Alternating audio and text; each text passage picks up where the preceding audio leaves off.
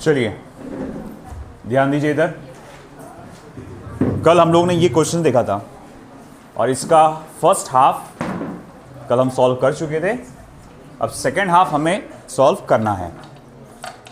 अब second half क्या कहता है, देखो हमने देखा था कि एक पार्टिकल है जो रेस्ट से स्टार्ट कर रहा है, यानी कि उसकी इनिशियल वेलोसिटी क्या होगी, 0, और धीरे धीरे उसकी स्पीड बढ़ते चले जा रही है, यानी कि वो एक्सेलरेटेड मोशन में है। तो हर एक एक सेकंड में जो उसका डिस्प्लेसमेंट होगा उसका जब मैं रेशियो लूंगा तो वो कितना आएगा, और हम लोग ने देखा था वो आया था 1:3:5:7, यानी सीधे सीधे ऑड नंबर्स को आपको क्या करना है, डिवाइड करना है। अब ऐसा है कि एक और उसी से जुड़ा हुआ क्वेश्चन पूछा हुआ है। अब मान लो कि वो हर एक एक सेकंड नहीं है, कोई एक पर्टिकुलर ड्यूरेशन होगा, हर 5-5 सेकंड हो सकते हैं, हर 10-10 सेकंड हो सकता है। उसने एक अल्फ़ाबेट दे दिया उसके लिए T0। तो बोले अब पता ये लगाओ in successive time interval T0, मतलब मान लो पहले T0 सेकंड के लिए डिस्प्लेसमेंट इतना हुआ, अगले T0 सेकंड्स के लिए डिस्प्लेसमेंट इतना हुआ, अगले T0 सेकंड्स के लिए डिस्प्लेसमेंट इतना हुआ। तो वो जो डिस्प्लेसमेंट्स की अगर आप जो रेशियो लेंगे तो वो कितना आएगा। चलिए बढ़ते हैं सेकंड पार्ट की तरफ। तो जब हम सेकंड पार्ट को सॉल्व करने जाएंगे फिर से मैं डायग्राम की हेल्प लूंगा।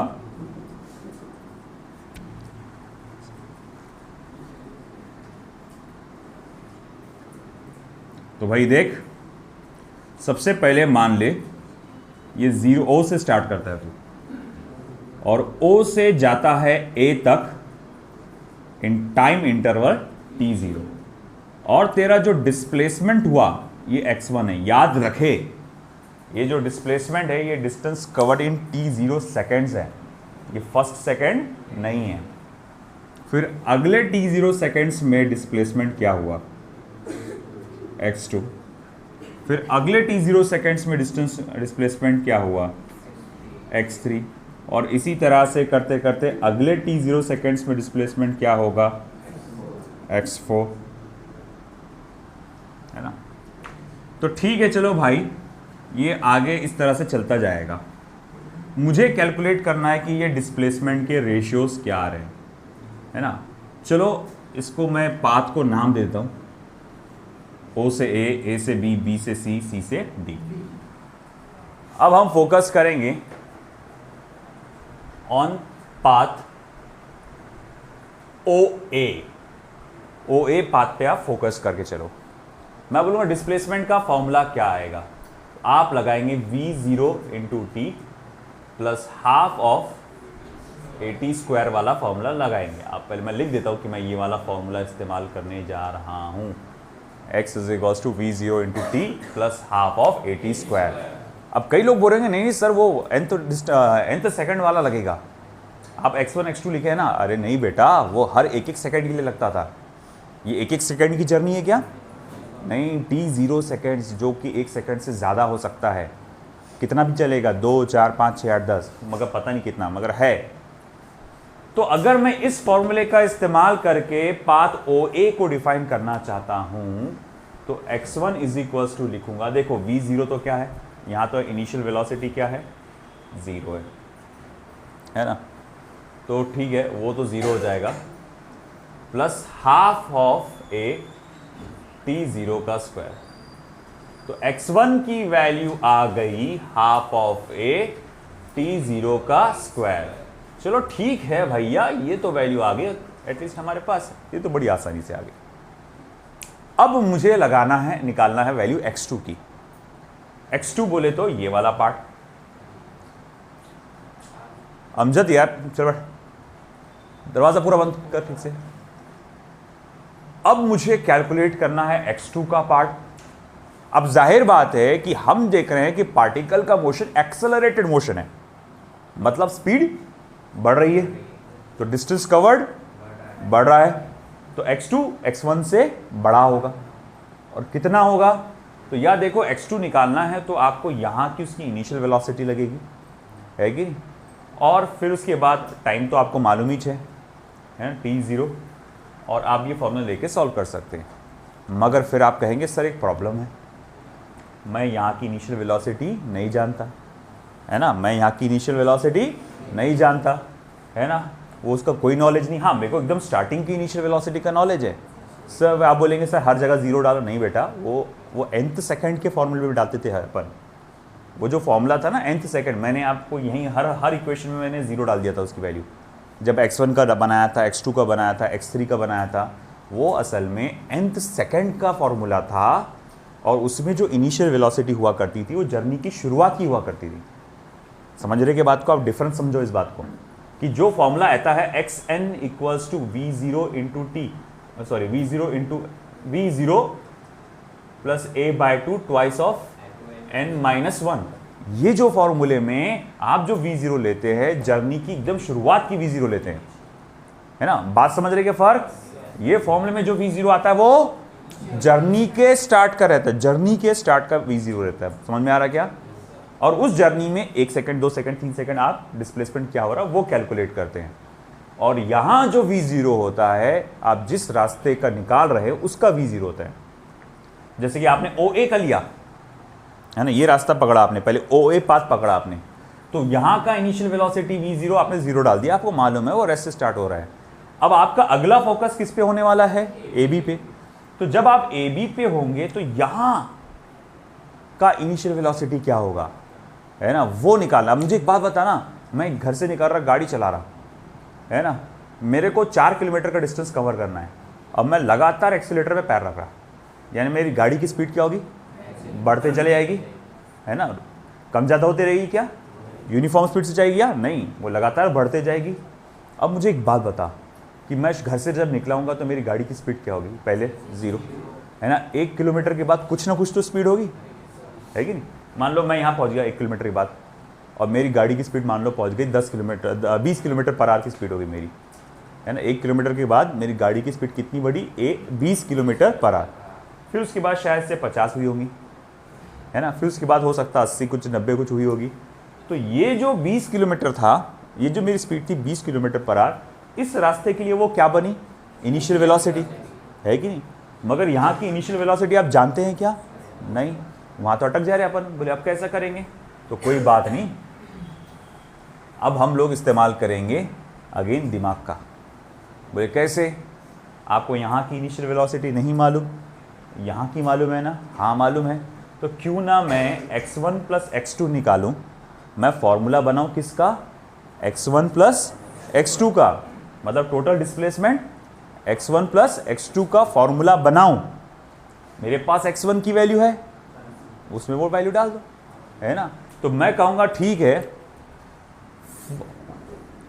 ऑन पाथ OB, O से लेकर B तक डिस्प्लेसमेंट क्या रहेगा?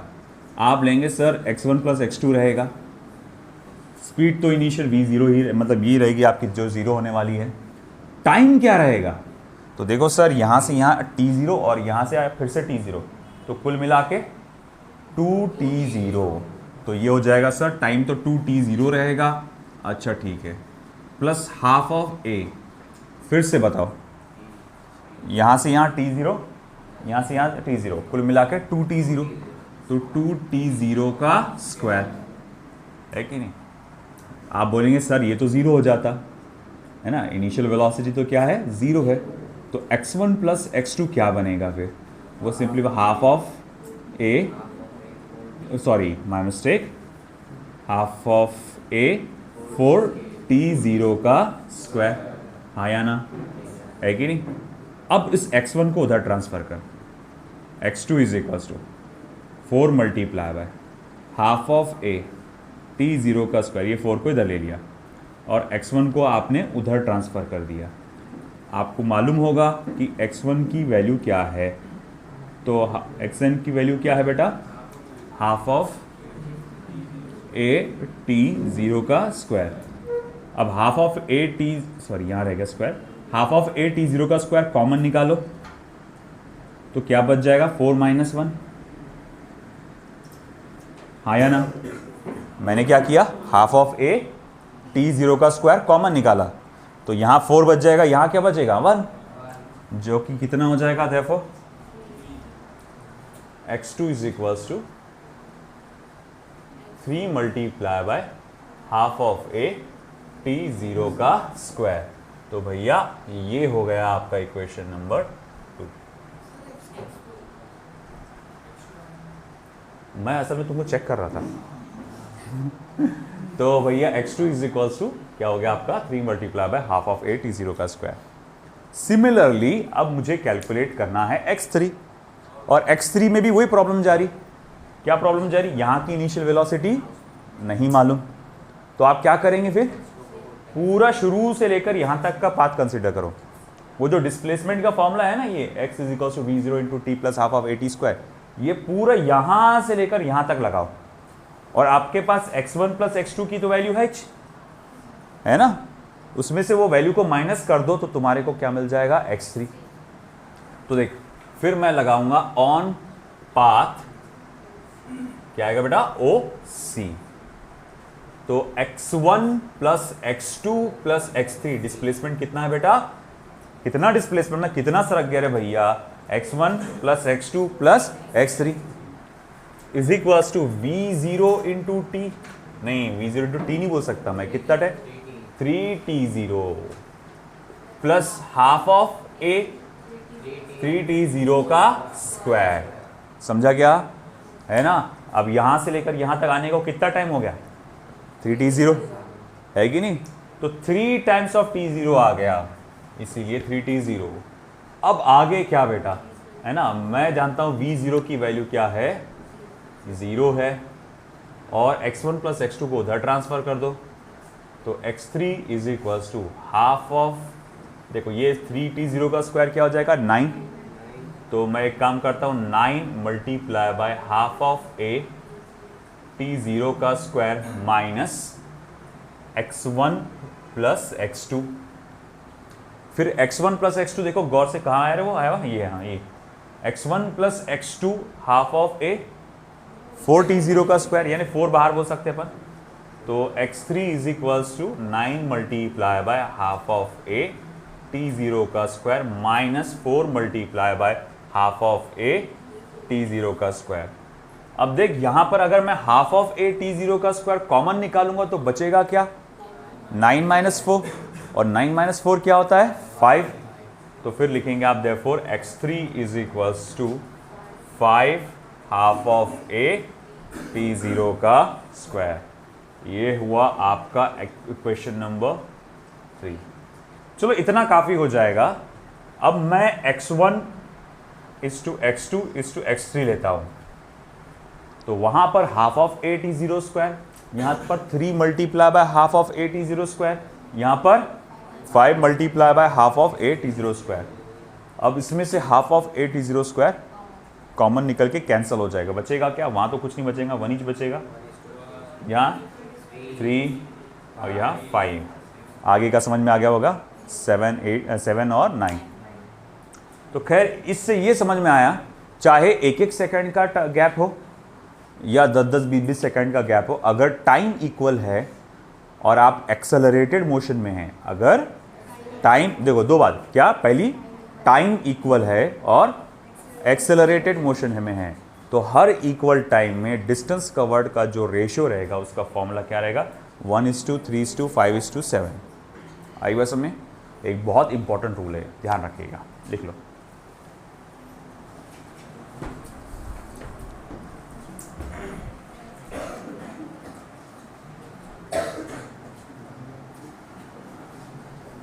थोड़ा जल्दी करिएगा, आज व्हेन एंड वेयर टाइप भी स्टार्ट करना है अपने को।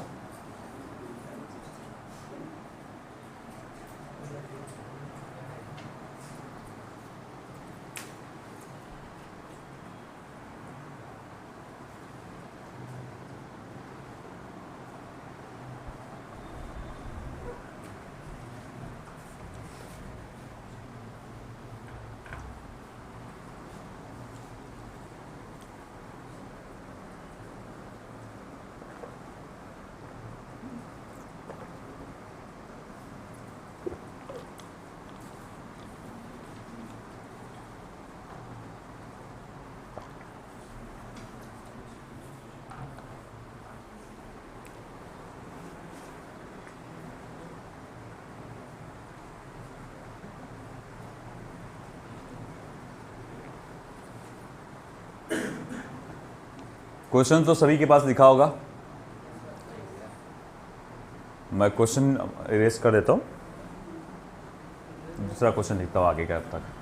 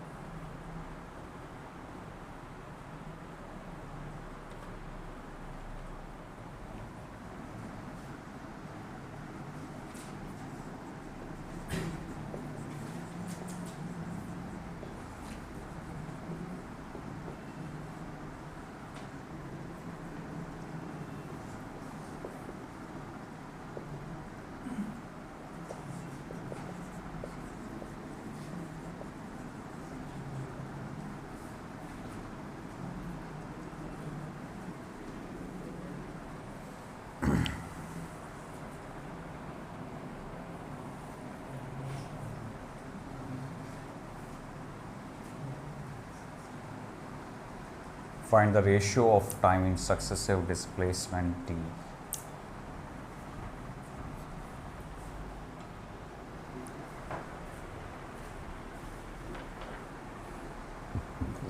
पिछली बार टाइम इक्वल था, आपने डिस्प्लेसमेंट्स के रेशियो लिए थे, इस बार डिस्प्लेसमेंट इक्वल रहेगा और आपको टाइम के रेशियोज देना है।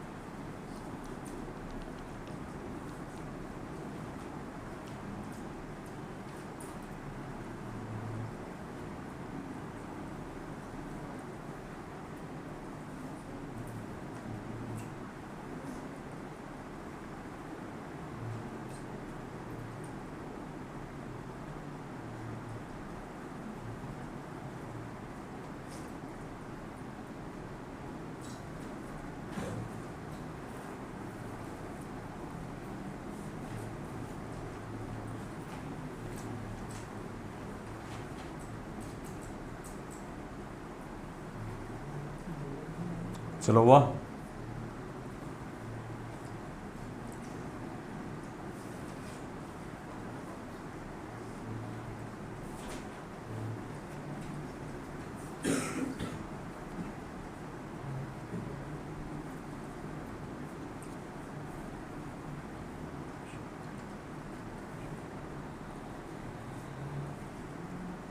हो गया बेटा। अब देख बेटा इधर क्या है, अगला क्वेश्चन पढ़। A particle starts from rest and moves under constant acceleration in a straight line. The ratio of time in successive displacement D is.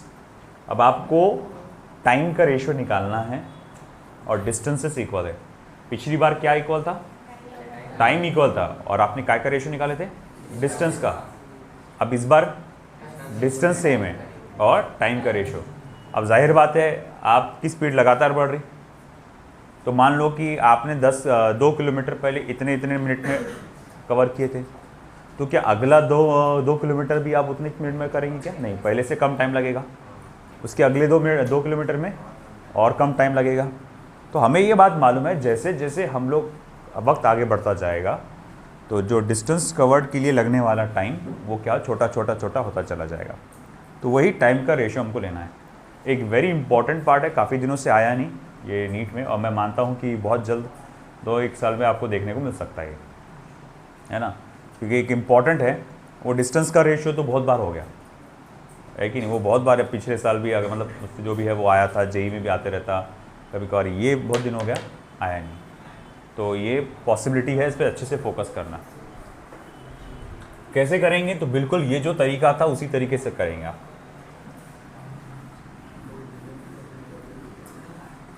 देख रहे भाई, सबसे पहले फोकस करो पाथ OA पे, ऑन पाथ OA यूजिंग वही formula लगा रहे आप, x is equals to v0t plus half of AT square. तो ये फॉर्मूला क्या बन जाएगा? OA के लिए डिस्टेंस कवर्ड कितना है? d plus 0 into T plus half of AT square. T1 डालना ज़रूरी है, टाइम अलग अलग आ रहा है ना सब जगह। तो अब ये क्या हो जाएगा? d is equals to half of T1 का स्क्वायर। अब मेरे को तो टाइम का रेशियो निकालना है, तो टाइम का फॉर्मूला बना, उसको 2 को इधर ट्रांसफ़र कर दो, तो twice d upon A equals to T1 का square. Therefore T1 is equals to under root of twice d upon A। एक minute, Therefore T1 is equals to under root of twice d upon A। तो ये मेरे पास time की पहली value आ गई। देख लो अच्छे से क्या किए अपन ने, v0 into T half of AT square, v0 की वैल्यू 0 डाले है ना, हाफ ऑफ AT स्क्वायर बचा 2d अपॉन A T1 का स्क्वायर। अब अगली बारी ऑन पाथ OB, अगेन वही प्रॉब्लम फिर से आया। AB वाला पाथ क्यों नहीं कंसिडर कर सकते? ये वाला फॉर्मूला जो है इस पाथ पे क्यों नहीं लगा सकते? क्योंकि यहाँ की इनिशियल वेलोसिटी हमें पता नहीं है, मगर यहाँ की तो पता है। तो हम टाइम का फॉर्मूला यहाँ से लेकर यहाँ तक का बनाएंगे, उसमें से T1 टाइम को क्या करेंगे? माइनस, तो हमको क्या मिल जाएगा? T2 time. तो चलो, जब मैं यहाँ से यहाँ तक जाऊँगा तो डिस्टेंस कवर्ड कितना हो जाएगा? अरे टाइम बताओ मुझे, यहाँ डिस्टेंस कवर कितना होगा? 2d हो जाएगा ना। तो 2d is equals to v0। अच्छा, टाइम कितना हो जाएगा? T1 plus T2, T1 plus T2 plus half of A T1 plus T2 का होल स्क्वायर। सही है। अब क्या है भैया? v0 तो 0 है, इनिशियल वेलोसिटी क्या है? 0। तो फॉर्मूला क्या बनेगा? Twice d is equals to half of A T1 plus T2 का होल स्क्वायर, है ना। फिर आगे क्या? तो बोले देखो भाई ये सबको उधर ट्रांसफ़र कर दो। तो चलो ट्रांसफ़र करते हैं।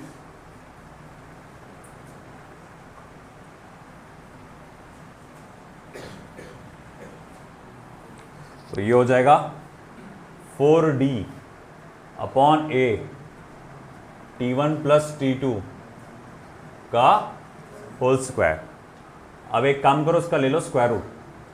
तो T1 plus T2 is equals to under root of 4D upon A. अब ऐसा है कि देख भाई, तेरे को T2 चाहिए, T1 तेरे पास है, तो क्यों ना उसको उधर लेकर माइनस कर डाल। तो T2 is equals to under root of 4D upon A minus T1। अब T1 तो है ना तेरे पास, डाल दे वही value, under root of 2D upon A. चलो ठीक है, अच्छी बात है। अब शायद तुमको एक चीज समझ में आ रही हो कि यहां से एक चीज कॉमन निकल सकती है। देखो अंडर रूट ऑफ डी यहां है अंडर रूट ऑफ ए है, मैं under root of 2D upon A बाहर निकाल सकता हूं। बोले कैसे? जब मैं under root of 2D upon A बाहर निकालूंगा तो यहां क्या बच जाएगा, अंडर रूट ऑफ 2 माइनस 1, और under root of 2D upon A निकल गया बाहर, है ना। ये देखो, यहां तो under root of 2D upon A था, वो तो समझ में आता है। ये कैसे हुआ, देखो सेपरेटली देख लो। 4D अपॉन ए को मैं लिख सकता हूं ऐसा, 2 मल्टीप्लाई बाय 2D अपॉन ए। अरे हाँ या ना, ऐसा लिख सकता हूं ना मैं, 2 मल्टीप्लाई बाय 2D अपॉन ए, 2 2 जा 4D अपॉन ए होता। अब अगर मैं इसमें से ये वाला पार्ट निकाल दूं तो बचा क्या, √2 बच गया ना। अरे भाई देखो ना, ये 2D अपॉन ए निकल गया, क्या बच गया, √2 बच गया। तो वही चाहिए कि ये √2 बच गया यहाँ पे, है कि नहीं। और ये तो पूरा अखंड निकल गया 2D अपॉन ए बाहर, √2D है कुछ नहीं, वहाँ पर 1 है। तो चलो ठीक है, ये तो चलो हो गया। तो हमारे पास ये किसकी वैल्यू आ गई, T2 की वैल्यू आ गई, कि ये आ गया भैया √2 minus 1 under root of 2D upon A. अपने को अब क्या करने का है, वैसे T3 निकालने का है। अब T3 कैसे निकालेंगे, फिर से वही, आप O से लेकर C तक का पाथ कंसिडर करो, ऑन पाथ OC। तो डिस्टेंस कवर्ड कितना रहेगा, 3D। आपको मालूम है अगर आप पूरा वो पाथ कंसिडर करोगे तो टाइम तो आपका पहले शुरुआत में 0 हो जाएगा। तो मैं थोड़ा सा आगे, half of A T1 plus T2 plus T3 whole square. ये समझा गया भैया, है ना। बस ये वाला फॉर्मूला ना लिख के मैंने डायरेक्ट ये वाला फॉर्मूला लिखा। बोले O से लेकर C तक के कितना डिस्टेंस कवर होगा, 3D हो जाएगा। टाइम कितना लग जाएगा, T1 plus T2 plus T3, हाँ या ना। तो भैया 3D हाफ ऑफ ए पूरा कुल मिला के टाइम। फिर आगे क्या, तो चलो भैया इसको उधर भेजो। फिर तो मैं लिखूंगा 6D अपॉन ए T1 plus T2 plus T3, उसका क्या आएगा, होल स्क्वायर। देख लो भाई अच्छे से, गौर से देखो, ये इसको उधर ट्रांसफर करे तो ये आया। अब अगर मैं इसका स्क्वायर रूट ले लूँ तो इस पे से स्क्वायर हट जाएगा और इस पे रूट आ जाएगा, है ना। स्क्वायर रूट ले लिया आपने तो इस पे से स्क्वायर हट गया और ये स्क्वायर रूट के अंदर आ गया। अब आगे क्या, फिर आपने को क्या निकालना है, T3। Therefore T3 is equals to under root of 6D upon A minus T1 plus T2। अरे भैया मुझे क्या निकालना है, T3 निकालना है। तो T1 प्लस T2 को मैंने उधर भेज दिया, वो उधर गया तो माइनस में आ गया, है ना। ठीक है, फिर मैं बोलूँगा ओके T1 प्लस T2 की शायद मेरे पास वैल्यू है, वो ऊपर दिख रहा है, under root of 4D upon A. तो मैं एक काम करता हूँ, T3 की जगह लिख देता हूँ under root of 6D upon A minus under root of 4D upon A. अब इसमें से फिर से क्या कॉमन निकलता, under root of 2D upon A common निकलता। तो मैं चल भाई under root of, moment, under root of 2D A upon A common निकालूंगा। कोई बताएगा मुझे, under root of 2D upon A common निकालने के बाद यहां क्या बचेगा अंदर, √3 माइनस √2। तो वो हो जाएगा √3 minus √2 multiply by 2D by A, 2D upon A. तो ये हो गया मेरे पास क्या बेटा, इक्वेशन नंबर 3 है ना, ये T3 की वैल्यू आ गई। अब T1 is to T2 is to T3 is to and so on is equals to, अब करो divide, under root of 2d upon A upon ये तीनों में कॉमन बात क्या है, under root of 2d upon A, वो हो जाएगा कैंसर। वहाँ क्या बच जाएगा फिर 1 is to root 2 minus 1 is to root 3 minus root 2, है ना। इस तरह से ये आपका आंसर आ गया। कोई अगला पार्ट बता सकता है कि अगला क्या आएगा, T4 के रेशियो क्या आएगा T4 का, ना रूट 4 माइनस रूट 3। देखो आप सीक्वेंस समझो, 1 माइनस 2 2 माइनस 3 3 माइनस 4, है ना ऐसा। तो जैसे रूट 2 माइनस 1 रूट 3 माइनस 2, तो रूट 4 माइनस रूट 3 ऐसा आएगा वो। कहते इतना भी काफ़ी है, आपको इतना ही काफ़ी हो जाएगा। तो ये इम्पॉर्टेंट है, बिल्कुल पूछा जा सकने वाला क्वेश्चन है, बिल्कुल अच्छे से लिखो इसको, ठीक है।